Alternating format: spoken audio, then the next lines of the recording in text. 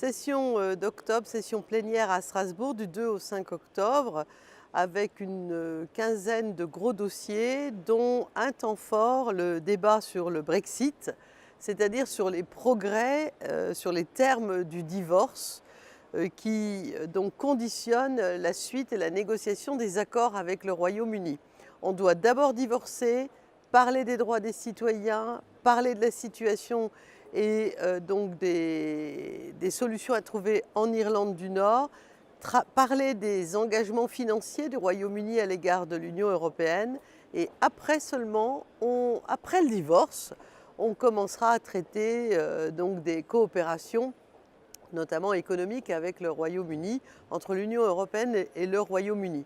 Et comme dit Guy Verhofstadt, le négociateur pour le Parlement européen, il est inenvisageable d'imaginer un instant qu'après le divorce, les citoyens britanniques soient dans des conditions similaires donc aux conditions qui sont celles des citoyens européens. Donc un débat avec une résolution importante. Autre temps fort très important, enfin, le parquet européen sur les rails pour mieux protéger l'argent des contribuables. On parlera, et c'est un rapport sur lequel je suis shadow rapporteur, des cyberattaques et des abus sexuels en ligne. Dossier très important qui prend pour l'instant la forme d'une résolution non législative. Vous vous souvenez qu'il y a eu ce fameux phénomène de WannaCry avec un rangongiciel, c'est-à-dire un système de demande de rançon de façon numérique. Une énorme crise qui avait affecté des milliers d'ordinateurs dans 100 pays sur la planète et qui avait pénétré d'ailleurs le service de santé du Royaume-Uni. Donc l'augmentation de la cybercriminalité n'est pas juste un mot, c'est une réalité. Et face à l'insuffisance des mesures qui permettent de prévenir les attaques à l'encontre de toutes les infrastructures critiques et aussi pour lutter contre les abus sexuels en ligne, nous exigeons des actions plus fermes, une coopération transfrontalière et un échange d'informations optimisé pour combattre et lutter contre ces attaques.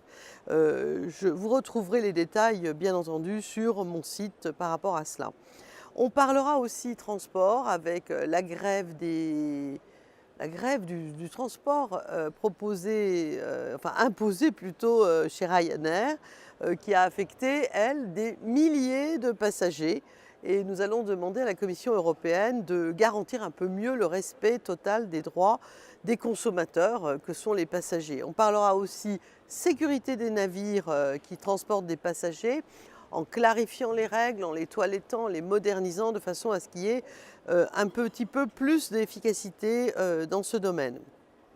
Toujours en prévision du sommet européen d'octobre, nous allons parler une nouvelle fois en présence du vice-président Timmermans des solutions à trouver en matière de défense européenne, de relations entre l'Union européenne et la Turquie, de migration bien sûr, en plus du Brexit et de politique commune d'asile. On va aborder un sujet qui est souvent un peu tabou, qui est celui de la situation dans les prisons européennes. Il y a à peu près un tiers de détenus en supplément par rapport au nombre de places donc prévues pour la détention dans les prisons européennes.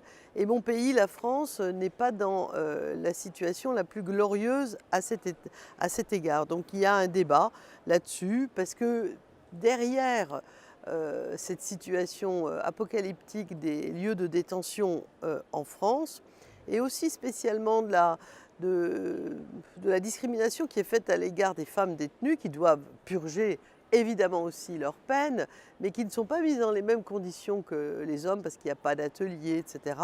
Et bien derrière ça, il y a aussi en toile de fond la manière de travailler à lutter contre la radicalisation qui est dans les prisons un lieu très propice.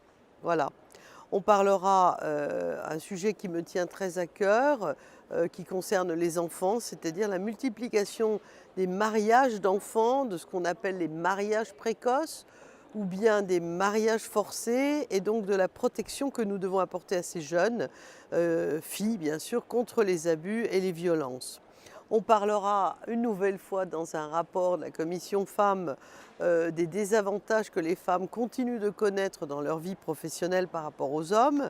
Et nous aborderons ensuite les dossiers beaucoup plus affaires étrangères avec la situation en Moldavie donc la situation aussi en ce qui concerne les négociations de la COP23 qui devrait se tenir cette année en novembre à Bonn en Allemagne, dans l'ancienne capitale d'Allemagne. Enfin, pour terminer ce tour d'horizon rapide de l'agenda de la session d'octobre, il y aura un fameux débat à nouveau sur les perturbateurs endocriniens dans les pesticides. Et pour ma part, j'opposerai clairement un veto à la proposition de la Commission. Sur les pesticides et les biocides, la Commission souhaitant, semble-t-il, exempter certaines substances chimiques du champ des critères d'identification. Donc je suis vent debout contre cette position et je m'y opposerai. J'espère qu'on trouvera une majorité pour renvoyer la Commission sur ce sujet à ses chères études.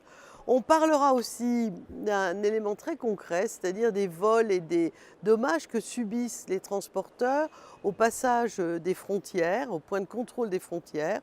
Il y a souvent des difficultés à protéger les conducteurs de poids lourds contre les agressions et même le détournement ou le vol de leur camion. Et c'est un débat très concret. Il y a même eu, je crois, à Calais, un conducteur poids lourd qui est décédé des suites d'une agression commise sur son trajet. Voilà, grosso modo, je reviendrai bien sûr sur les points qui touchent les travaux de mes commissions et en particulier sur la commission terrorisme.